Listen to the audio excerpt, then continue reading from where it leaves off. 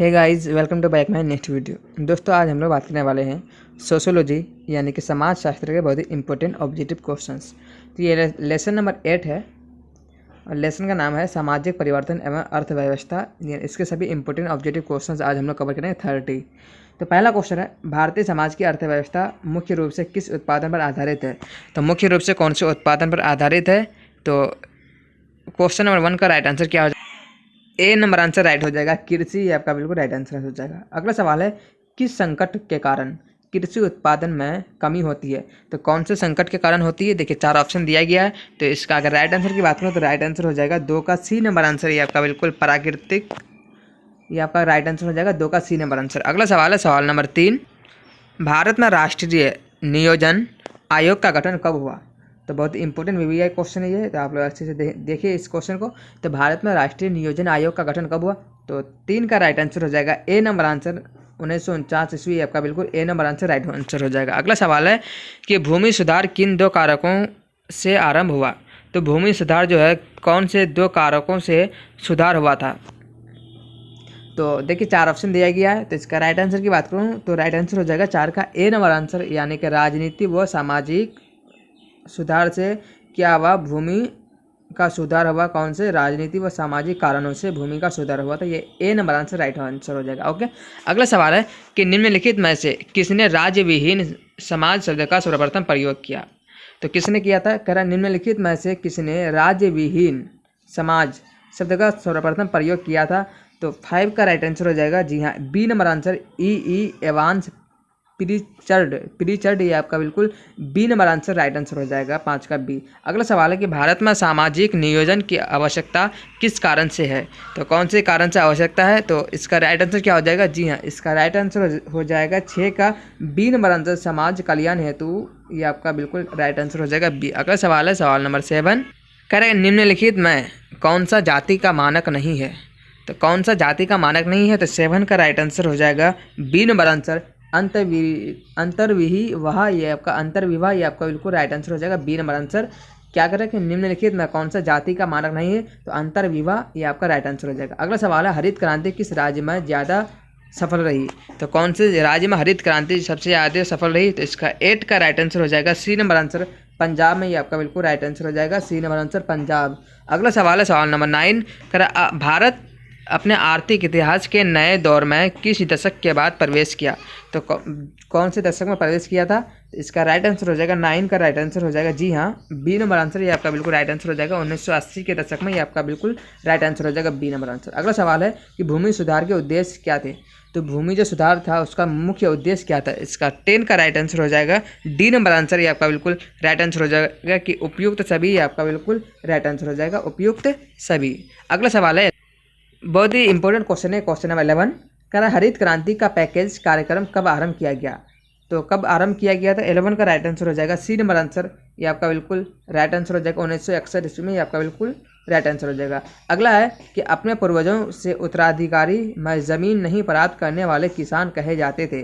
तो क्या कहे जाते थे? जिस किसान को अपने पूर्वजों के उत्तराधिकारी से अगर ज़मीन प्राप्त नहीं होती थी तो उन किसानों को क्या कहा जाता था? तो इसका राइट आंसर हो जाएगा 12 का ए नंबर आंसर। ये आपका बिल्कुल राइट आंसर हो जाएगा, सज्जन किसान कहा जाता था। क्या? सज्जन किसान कहा जाता था। ए नंबर आंसर राइट हो जाएगा। अगला क्वेश्चन है कि भारतीय अर्थव्यवस्था का मॉडल किस प्रकार का है? तो भारतीय अर्थव्यवस्था का मॉडल किस प्रकार का है? तो 13 का राइट आंसर क्या हो जाएगा? जी हाँ, 13 का राइट आंसर हो जाएगा बी नंबर आंसर राइट हो जाएगा, मिश्रित। ये आपका बिल्कुल राइट आंसर हो जाएगा।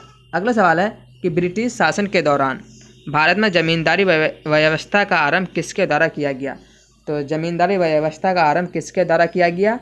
तो इसका 14 का राइट आंसर हो जाएगा ए नंबर आंसर, यानी लॉर्ड कॉर्नवालिस के द्वारा किया गया। ये आपका बिल्कुल राइट आंसर हो जाएगा ए नंबर आंसर। अगला सवाल है सवाल नंबर 15, करेक्ट भारत में हरित क्रांति के फलस्वरूप किस खाद्यान्न के उत्पादन में सबसे अधिक वृद्धि हुई? ये भारत में जब हरित क्रांति जो हुई थी तो उसके फलस्वरूप उसके बाद कौन से अनाजों पर, कौन से खाद्यान्न पर सबसे अधिक वृद्धि हुई उत्पादन में? तो 15 का राइट आंसर हो जाएगा बी नंबर आंसर, गेहूं। ये आपका बिल्कुल राइट आंसर हो जाएगा, गेहूं का उत्पादन सबसे अधिक हुआ हरित क्रांति के बाद। ओके, अगला सवाल है हरित क्रांति का मुख्य कारक कौन है? तो हरित क्रांति का मुख्य कारक कौन सा है? तो 16 का, जी हाँ, 16 का राइट आंसर हो जाएगा सी नंबर आंसर, शिक्षा। ये आपका बिल्कुल राइट आंसर हो जाएगा 16 का सी नंबर आंसर। शिक्षा ये आपका बिल्कुल राइट आंसर हो जाएगा। अगला सवाल है, भारत में लॉर्ड कॉर्नवालिस द्वारा जमींदारी व्यवस्था किस वर्ष लागू की गई? तो कौन से वर्ष लागू की गई थी? 17 का राइट आंसर हो जाएगा। बी नंबर आंसर 1793 ईस्वी में लागू की गई थी, ये आपका बिल्कुल राइट आंसर हो जाएगा, बी नंबर आंसर। अगला सवाल है 80 नंबर के हरित क्रांति के उत्प्रेरक कौन है?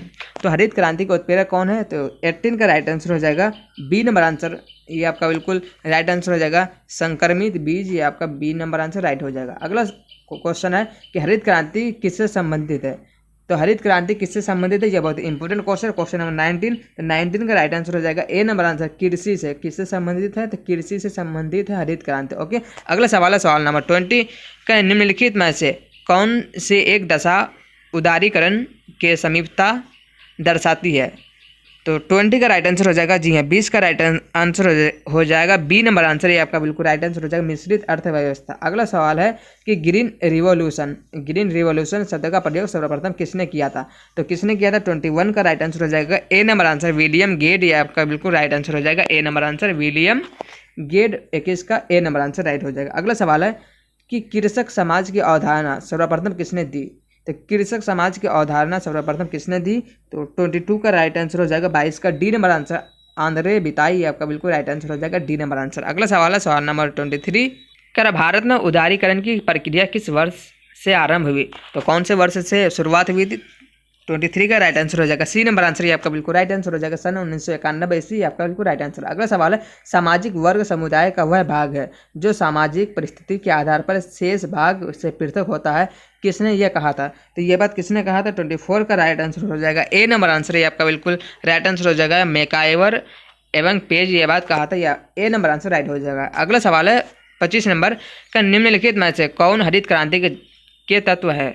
तो इनमें से कौन हरित क्रांति के तत्व है? 25 का राइट आंसर हो जाएगा, डी नंबर आंसर, ये आपका बिल्कुल राइट आंसर हो जाएगा, उपयुक्त सभी आपका सही आंसर हो जाएगा। अगला सवाल है सवाल नंबर 26 कह रहा, इनमें से कौन उदारीकरण का देन है? तो इनमें से कौन उदारीकरण का देन है? तो 26 का राइट आंसर हो जाएगा, डी नंबर आंसर, यानी उपयुक्त सभी आपका बिल्कुल राइट आंसर हो जाएगा, 26 का डी। अगला सवाल है, इनमें से कौन वर्ग की विशेषता नहीं है? इनमें से कौन वर्ग की विशेषता नहीं है? तो 27 का राइट आंसर हो जाएगा, ए नंबर आंसर, ये आपका बिल्कुल राइट आंसर हो जाएगा, जन्म, ये आपका बिल्कुल राइट आंसर हो जाएगा, 27 का ए नंबर आंसर। अगला सवाल है सवाल नंबर 28 है, इनमें से कौन हरित क्रांति का परकार्य है? तो इनमें से कौन हरित क्रांति का परकार्य है? ये आपका बिल्कुल राइट आंसर हो जाएगा, 28 का, जी हाँ, 28 का सी नंबर आंसर राइट हो जाएगा, अर्थव्यवस्था में विकास, ये आपका बिल्कुल राइट आंसर हो जाएगा। अगला सवाल है सवाल नंबर 29 का, जमींदारी उन्मूलन अधिनियम किस वर्ष पारित किया गया? तो कौन से वर्ष पारित किया गया था? 29 का राइट आंसर हो जाएगा, सी नंबर आंसर, ये आपका 1951 ईस्वी, सी आपका राइट आंसर हो जाएगा। अगला सवाल है, ये यानी कि इस वीडियो का ये लास्ट अंतिम क्वेश्चन है,